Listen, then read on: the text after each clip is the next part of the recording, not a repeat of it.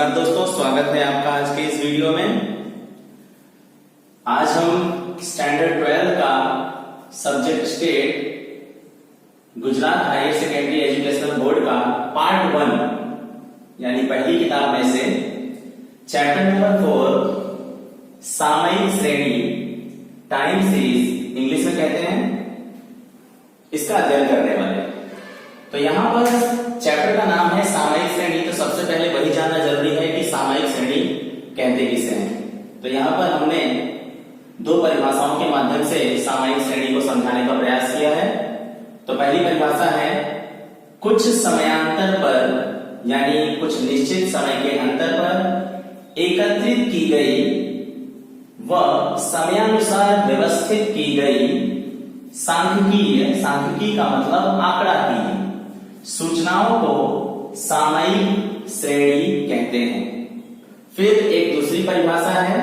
अच्छा, ये जो परिभाषाएं हैं एग्जाम में सेक्शन बी में 1 नंबर में कई बार पूछी गई है। आप चाहे ये वाली परिभाषा लिखिए या ये वाली परिभाषा लिखिए, दोनों में ही आपको 1 नंबर आराम से मिल जाता है। तो दूसरा वाला जो परिभाषा है बहुत ही सरल है। नियत समय में लिए अवलोकनों के समूह को सामयिक श्रेणी कहते हैं। नियत का मतलब होता है निश्चित समय, या तो आप यहां पर लिख सकते थे निश्चित समय अंतराल में लिए अवलोकनों के समूह को क्या कहा जाता है? सामयिक श्रेणी। अब सामयिक श्रेणी को 3 एग्जाम्पल के माध्यम से और अच्छे से क्लियर कर लेते हैं। तो यहां पर आप देख रहे हैं कि उदाहरण पहला है, भारत में समय के साथ घटता बाल मृत्यु दर। आपको भी पता होगा कि पहले के समय में जो भी हमारी मेडिकल व्यवस्थाएं थी वो इतनी ज्यादा इंप्रूव नहीं थी, कहीं ना कहीं उसमें बहुत सारी कमियां थी, जिस वजह से जो भी बच्चे पैदा होते थे वो जल्द से जल्द क्या हो जाते थे? मृत्यु उनकी हो जाया करती थी। लेकिन आज के समय में आप जानते हैं कि मेडिकल जो भी सिस्टम है वो काफी इंप्रूव हो चुका है, इसलिए अब बच्चे जल्दी जो भी बच्चे पैदा होते हैं वो जल्द से जल्द मृत्यु नहीं प्राप्त करते, यानी कुछ समय अवधि के बाद ही उन्हें मृत्यु आती है। तो ये जो एक एग्जाम्पल है ये सामयिक श्रेणी का एक एग्जाम्पल कहा जा सकता है। उसी प्रकार एक दूसरा एग्जाम्पल भी है, किसी कारखाने का वार्षिक उत्पादन। आप जानते हैं कि कोई भी एक कारखाना है तो वो अलग अलग वर्षों में 2011 में उसने कुछ ना कुछ टन का उत्पादन किया होगा, 2012 में उसने कोई ना कोई टन का उत्पादन किया होगा, फिर 2015 में, 16 में, 17 में, उसी प्रकार 2020 में भी उसने कुछ ना कुछ टन का उत्पादन किया होगा। तो ये हो गई उसके वार्षिक उत्पादन की बातें, यानी ये भी निश्चित समय अंतराल में ही आप देख रहे हैं कि 2011, 12 ये सब क्या है? एक प्रकार का निश्चित समय अंतराल है। ठीक है। तो एक तीसरा एग्जाम्पल भी लिया गया है, विभिन्न वर्षों में अध्ययनरत विद्यार्थियों की संख्या। अलग अलग वर्षों में आप समझ रहे हैं कि कॉलेज में आप जानते हैं कि 3 वर्ष, प्रथम वर्ष, द्वितीय वर्ष और तृतीय वर्ष, यानी कि फर्स्ट ईयर, सेकेंड ईयर और लास्ट ईयर। तो ऐसे 3 वर्ष में अलग अलग वर्षों में विद्यार्थियों की संख्या, सपोज पहले वर्ष में यानी फर्स्ट ईयर में 1200 विद्यार्थी थे, सेकेंड ईयर में घट करके 800 हो गए और थर्ड ईयर में घट करके 500 हो गए। तो यानी ये जो सूचनाएं हैं ये भी कैसी सूचनाएं हैं? सामयिक श्रेणी की सूचनाएं हैं। अब हम बात करते हैं कि झुकाव ज्ञात करने की विधियां। उसमें भी ये पहला शब्द जो है वो क्या है? झुकाव। अब झुकाव क्या होता है कि जो कोई भी सामयिक श्रेणी की सूचनाएं दी जाती हैं, यानी निश्चित समय अंतराल पर जो भी एकत्रित की गई सूचनाएं हैं उन पर से हमें एक निश्चित परिणाम प्राप्त करना, अर्थात क्या होता है? झुकाव। ठीक है। जैसे मान लीजिए कि 2010 में एक कंपनी का वार्षिक आय 10 लाख रुपए था। 2011 में बढ़ करके 12 लाख रुपए हो गया। 2012 में 14 लाख हो गया।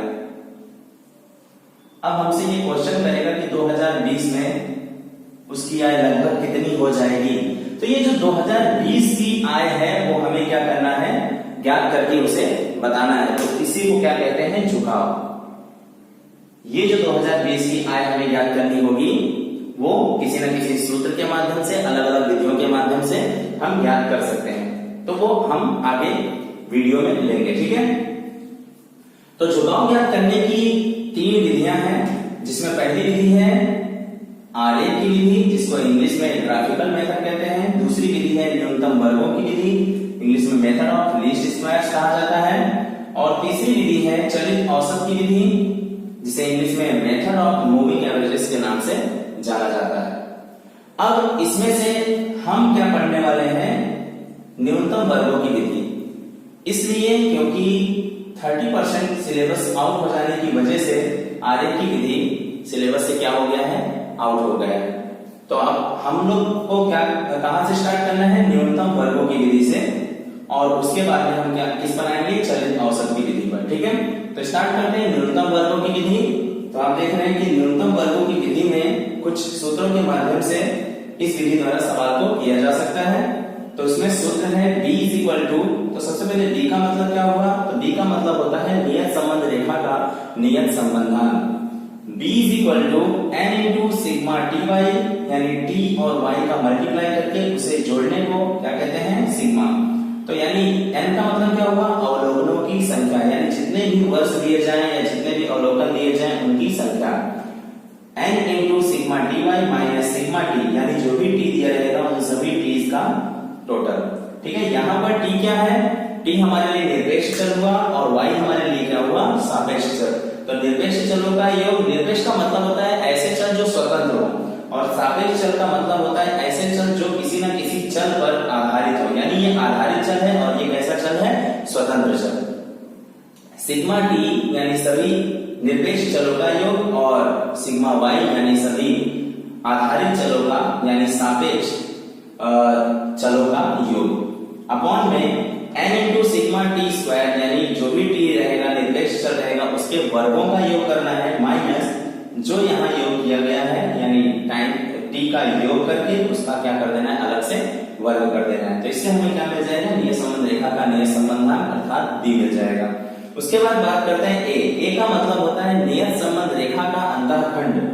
नियत संबंध रेखा का अंतःखंड, उसका भी फॉर्मूला है y बार माइनस bx बार, यानी आधारित चल के मध्यक में से, ठीक है, b इंटू एक्स बार, यानी निरपेक्ष चल के मध्यक को क्या कर देना है, माइनस, यानी निरपेक्ष चल का जो भी मध्यक आएगा उसे जो आया हुआ आंसर होगा उसके साथ में मल्टीप्लाई करना है, जो इसका जवाब आएगा उसे y बार में से क्या कर देना है, माइनस, और x बार y बार आपको सभी को पता है कैसे ज्ञात किया जाता है।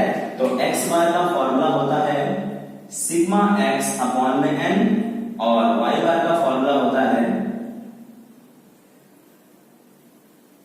सॉरी यहाँ पर x नहीं आएगा, क्या आएगा, t आएगा, y बार माइनस dt, क्योंकि यहाँ पर निरपेक्ष चल हमने किसको लिया हुआ है, t को।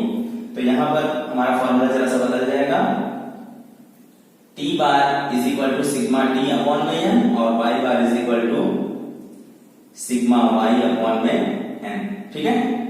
उसके बाद में आप नीचे देख रहे हैं y कैप। y कैप का मतलब, y के ऊपर जो सिंबल दिखाई दे रहा है इसको कहते हैं कैप।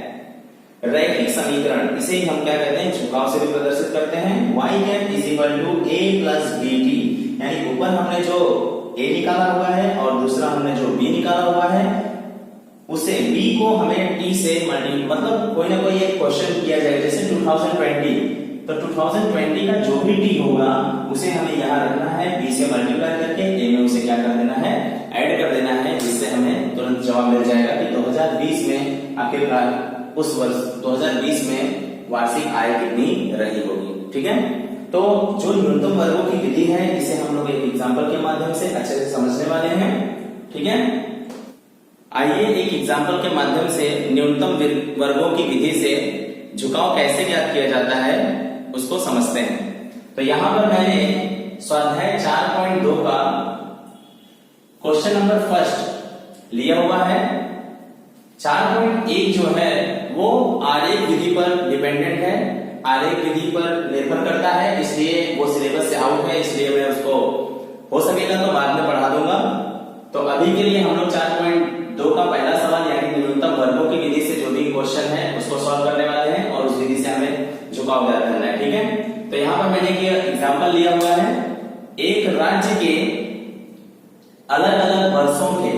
मृत्यु दर की सूचना नीचे कोष्टक में दी गई है। आप भी देख रहे हैं कि कोई एक राज्य हो सकता है, जैसे गुजरात राज्य, उत्तर प्रदेश, ठीक है, बिहार, बंगाल, कुछ भी कोई राज्य हो सकता है। तो यहाँ पर अलग अलग वर्ष आप देख रहे हैं। वर्ष 2009 में मृत्यु दर 7.6, 2010 में 6.9, 2011 में 7.1, 2012 में 7.3, 2013 में 7.2, 2014 में 6.9, 2015 में 6.9, ठीक है। तो अलग अलग वर्षों में हमें क्या दिखाई दे रहा है, अलग अलग मृत्यु दर दिखाई दे रहा है। तो यहाँ पर बताया गया है कि झुकाव ज्ञात करने हेतु रैखिक समीकरण का अन्वयोजन करके, रैखिक समीकरण का मतलब क्या हुआ, y cap is equal to a plus B T, ठीक है, हमने सूत्र में देखा अभी जस्ट पहले ही। तो यहाँ पर रैखिक समीकरण का अन्वयोजन कर उस पर से, यानी हमें क्या ज्ञात करना है, रैखिक समीकरण। तो रैखिक समीकरण में आप सूत्र में भी समझ रहे हैं कि क्या है, a प्लस बी टी, यानी हमें b भी ज्ञात करना पड़ेगा और a भी ज्ञात करना पड़ेगा। दोनों ही चीजें हमें इस सवाल में ज्ञात करनी होगी। अन्वयोजन करके उस पर से वर्ष 2017 के, तो यहां पर आप देख रहे हैं कि जो 2017 है वो हमारे लिए क्या हो गया, डी, ठीक है, यानी 2017 ही हमारे लिए एक प्रकार का क्या है, क्वेश्चन है, यानी इसी का हमें क्या ज्ञात करना है, मृत्यु दर का आकलन कीजिए, ठीक है। आइए देखते हैं इसको कैसे सॉल्व करना है। सबसे पहले हमें वर्षों को लिख लेना है। तो यहाँ पर सभी वर्षों को बारी बारी से लिख लेते हैं। वर्ष 2009, 2010, 2011, 2012, 2013, 2014 और 2015, ठीक है। जो वर्ष हैं इसे हम लोग इस चैप्टर में टी से दर्शाएंगे, यानी वर्ष का मतलब क्या हुआ, टाइम। ये समय वर्ष में भी हो सकता है, सप्ताह में भी हो सकता है, महीने में भी हो सकता है, ठीक है, शताब्दी में हो सकता है, दशक में हो सकता है, कुछ भी हो सकता है, ठीक है। आप देख रहे हैं कि वर्ष को मैंने टी से दर्शा दिया, तो 2009 को क्या मान लेंगे, 1, यानी प्रथम वर्ष, ये द्वितीय वर्ष, तृतीय, चतुर्थ, पंचम, छठा और सप्तम, यानी 7 वर्ष ये हमारे सामने दिए गए हैं। उसके बगल में जो मृत्यु दर है वो हमें क्या मानना है, हमेशा y, ठीक है। जो ये t है ये हमारे लिए निरपेक्ष चल है, जो y है वो हमारे लिए सापेक्ष चल है, यानी आधारित चल है। तो आप देख रहे हैं कि यहाँ पर 7.6, 6.9, 7.1, 7.3, 7.2, 6.9 एंड 6.9, 6.9 एंड 6.9 ये दिया गया है, ठीक है। तो जो कुछ भी दिया गया है इस पर से हमें क्या करना है, सबसे पहले b निकालना है। क्या निकालना है, b। तो यहां पर मैं b का फॉर्मूला लिख दे रहा हूं ताकि हमें समझ में आए कि हमें इस पर से क्या क्या ज्ञात करना है। b का हमारा फॉर्मूला है n into sigma T Y minus sigma T into sigma Y, दोनों को ब्रैकेट में रखना है ताकि आपसे भूल ना हो, अपॉन में n इंटू सिग्मा टी का स्क्वायर, यानी टी का वर्ग करना है, उसके बाद उसको क्या करना है, जोड़ना है, माइनस सिग्मा टी का होल स्क्वायर, यानी सिग्मा टी जो भी आया रहेगा उसका क्या कर देना है, अलग से हमें स्क्वायर कर देना है। ये तो हो गया b। उसके बाद में हमें क्या ज्ञात करना है, a। तो सबसे पहले b की तैयारी कर लेते हैं। b के लिए हमारे पास क्या क्या होना चाहिए, सबसे पहले चाहिए n। तो आप भी देख रहे हैं कि कितने वर्ष टोटल थे, 7 वर्ष, तो यानी n बराबर में हमारे पास क्या आ गया, 7, ठीक है। तो कहीं पे भी हम एक जगह लिख लेते हैं n इज इक्वल टू कितना लेना है, हमें हर बार 7 लेना है, ठीक है। उसके बाद आप देख रहे हैं t और y का गुणा करके उसका क्या किया गया है, जोड़ किया गया है, ठीक है। तो हमें भी क्या करना है, पहले t और y का क्या कर देना है, इंटू कर देना है, गुणा कर देना है। तो 7.6 इंटू 1 7.6, फिर 2 इंटू 6.9 यानी कितना हो जाएगा, इसको हम लोग कैलकुलेटर से कर लेते हैं तो थोड़ा जल्दी हो जाएगा। 6.9 इंटू 2 तो हो जाता है 13.8, फिर 7.1 इंटू 3 तो हो जाता है 21.3, 4 इंटू 7.3, 4 इंटू 7.3 तो मिल जाता है 29.2। फिर 5 इंटू 7.2, 5 इंटू 7.2 तो मिल जाएगा 36। 6 इंटू 6.9 तो 41.4 और लास्ट में है 7 इंटू 6.9 तो इसका आंसर मिल गया 48.3। ठीक है, अब हमें इन सभी को क्या करना है, जोड़ना भी है। तो जोड़ लेते हैं सबसे पहले 7.6 प्लस 13.8 प्लस 21.3 प्लस 29.2 प्लस 36, 41.4 और लास्ट में 48.3। तो हमने सबको जोड़ लिया तो हमारा आंसर आ गया 197.6। 197.6 ये हमारे लिए क्या हुआ, sigma T Y, right. T Y का योग करेंगे तो आगे क्या लग जाएगा, सिग्मा टी वाई, राइट। फिर उसके बाद में आप देख रहे हैं कि क्या लिखा हुआ है, सिग्मा टी। सिग्मा टी का मतलब क्या हुआ, टी का भी योग करना है।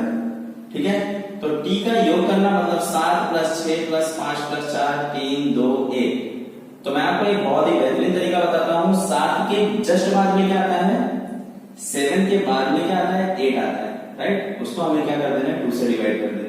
तो 7 8 56, 7 8 56, 56 को 2 से भाग कर दोगे यानी कितना आ जाएगा, 28। आप इसको जोड़ करके भी देख सकते हैं।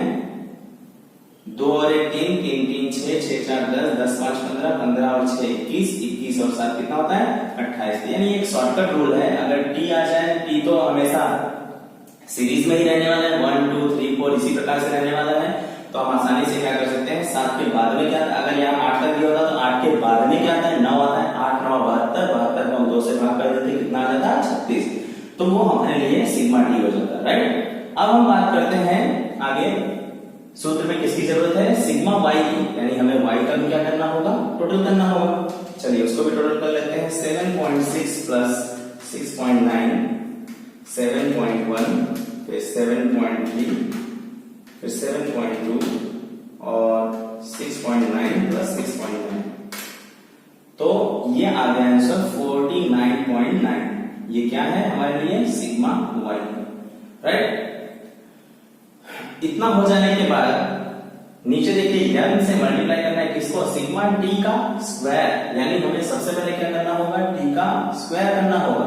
तो आप देख रहे हैं यहाँ टी की लाइन है, तो 1 का स्क्वायर 1, 2 का स्क्वायर 4, 3 का 9, 4 का 16, 5 का 25 और 6 का 36, 7 का 49। अब हमें इसका भी क्या करना है, टोटल करना है, राइट। तो हम इसको जल्दी से जोड़ लेते हैं।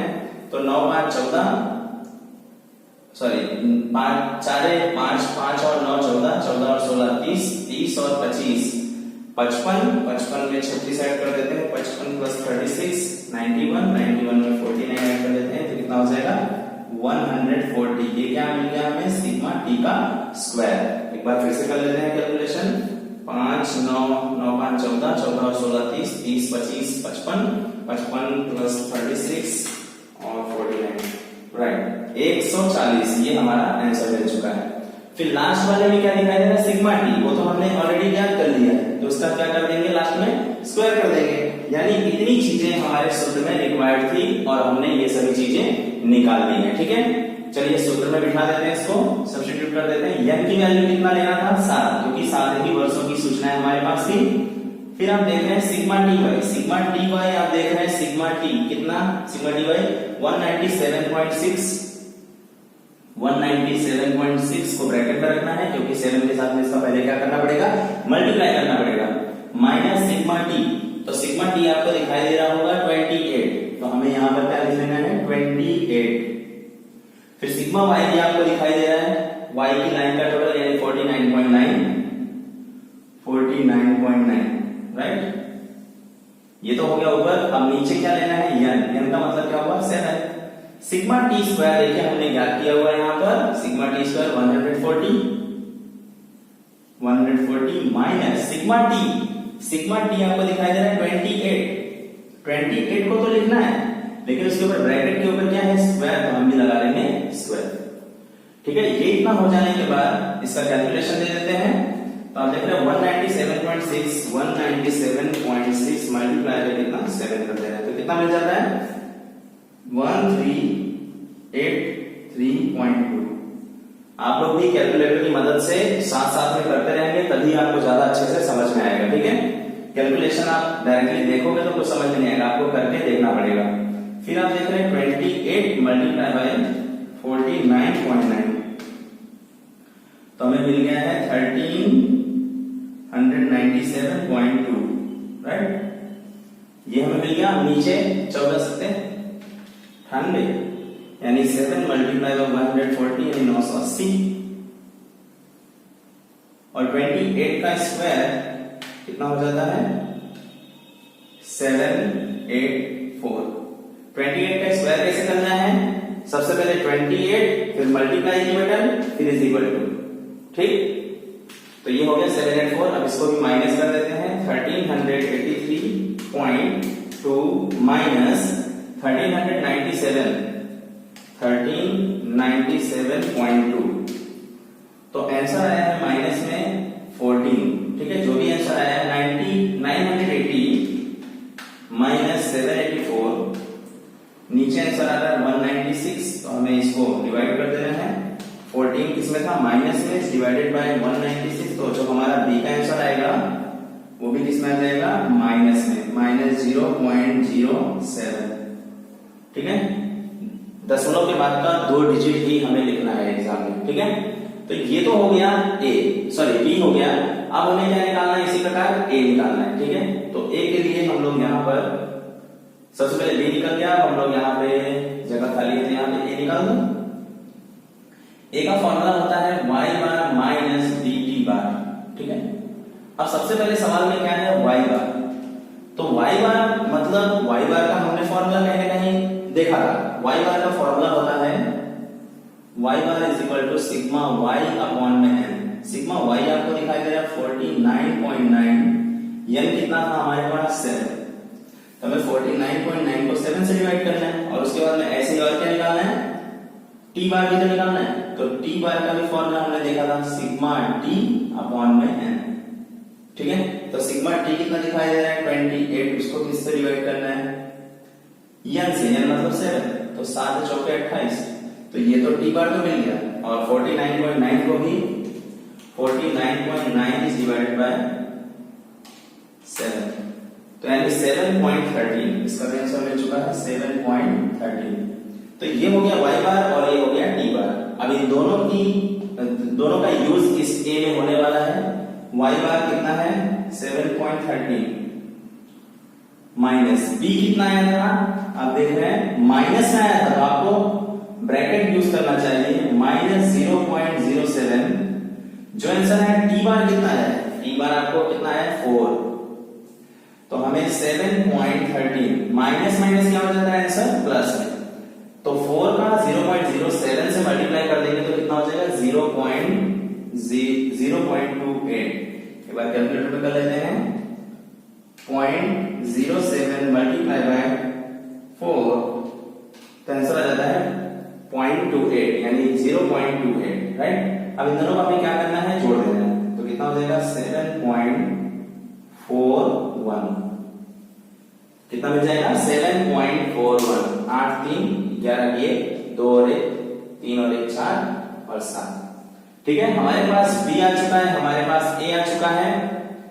अब फाइनल यानी y बार भी y कैप भी हमें निकाल देना है, यानी क्या बोलते हैं इसको रैखिक समीकरण y कैप। इसका फॉर्मूला हम क्या लिखे थे a plus B T, right.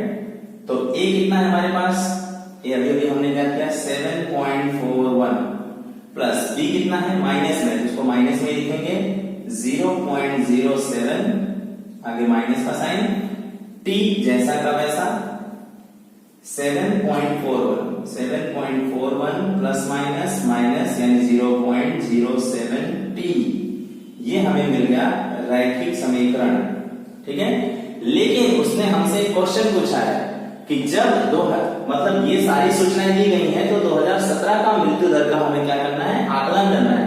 तो 2017 में मृत्यु दर कितनी होगी। ठीक है, अब आप देख रहे हैं कि 2009 को हमने टाइम में कितना लिया 1, 2010 में टी कितना लिया 2, 2011 में टी कितना लिया 3, 2012 में टी कितना लिया 4, 2013 में 5, 2014 में 6, 2015 में 7, उसने हमसे क्या पूछा है 2017, तो यानी 2015 में 7 तो 2016 में 8 और 2017 में 9, यानी 2017 में हमें टी बराबर में कितना लेना होगा 9, राइट। तो यहां पर हम लिख सकते हैं y cap is equal to 7.41 minus 0.07, T के स्थान पर कितना लेना होगा 9, 7.41 माइनस 7.63 यानी 0.63, 7.41 में से हमें क्या करना है 0.63 को माइनस कर देना है, 7.41 माइनस 0.63 तो हमें जवाब मिल जाता है 6.78। ये क्या मिल गया कि 2017 में मृत्यु दर कितना रहा होगा 6.78। तो आप लिख सकते हैं कि 2017 में आंसर 2017 में मृत्यु दर 6.78 रहा होगा। ये हमारा फाइनल आंसर था। आशा करता हूं कि आपको ये पूरा वीडियो अच्छे से समझ में आया होगा। वीडियो अगर अच्छे से समझ में आ रहा है, सवाल अच्छे से समझ में आ रहा है तो वीडियो को लाइक कीजिए, चैनल को सब्सक्राइब कीजिए। बहुत बहुत धन्यवाद।